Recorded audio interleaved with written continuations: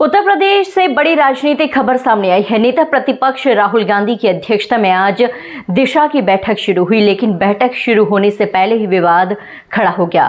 पूर्व कैबिनेट मंत्री और विधायक मनोज पांडे ने बैठक का बहिष्कार कर दिया और गुस्से में बाहर निकल आए।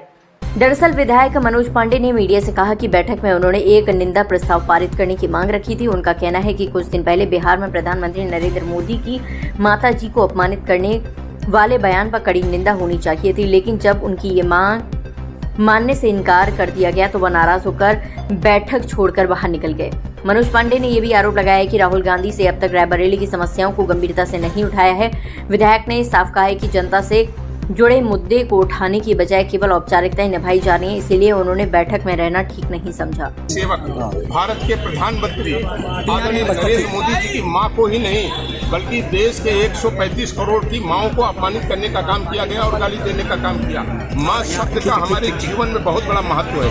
ये एक ऐसा रिश्ता है, अटूट रिश्ता है। हम भारत माता को भी भारत माँ कहते हैं और भारत माँ के लिए हमारे शहीद, हमारे जवान शहीद होने का काम करते हैं। और मैंने ये मांग रखी कि यदि माँ को गाली दी गई है, जो कि अपने आप में आकार सबूत है, और ये पत्र मैंने निंदा प्रस्ताव राहुल गांधी जी को दिया, यहाँ के जिलाधिकारी उनको दिया, और मैंने कहा इस पर तत्काल आप माफी मांगिए। सुनो, अधिकांश सदस्य हमारी इस बात से सहमत थे, बावजूद इसके राहुल गांधी जी अड़े रहे। मैं माफी नहीं मांगूंगा।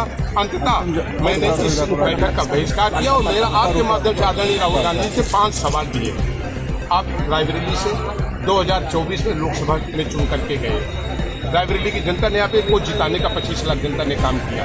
आपसे सवाल है कि आपने 33 आपने प्रश्न लगाए उत्तर प्रदेश भारत के लोकसभा में। आपने रायबरेली का कितनी बार सवाल उठाए? रायबरेली के लोग तरस गए कि रायबरेली की समस्याओं का, रायबरेली के दलितों का, वंचितों का, गरीबों का, पिछड़ों का, कमजोरों का रायबरेली की समस्याओं के बाद न केवल संसद में उठाए, न सड़क में आपने उठाया। आपने सवाल उठाया इस देश में वोट चोरी का। बेंगलोर के जिस मधोपुरा में की विधानसभा का आपने एक CDS नाम की संस्था को आधार बना करके आपने वोट चोरी का आरोप लगाया। उसी संस्था ने माफी मांगी।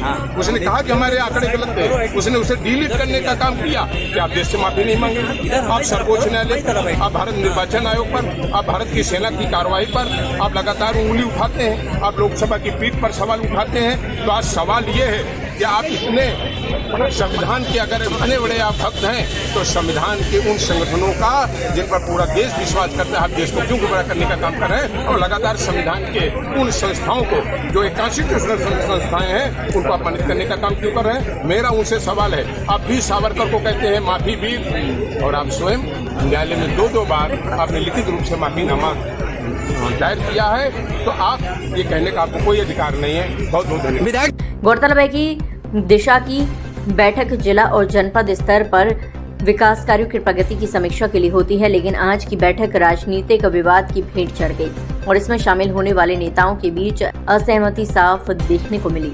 तो एक और जहां विपक्ष सरकार को घेरने की रणनीति बनाने में जुटा है, वहीं विपक्ष के भीतर ही मतभेद खुलकर सामने आ रहे हैं।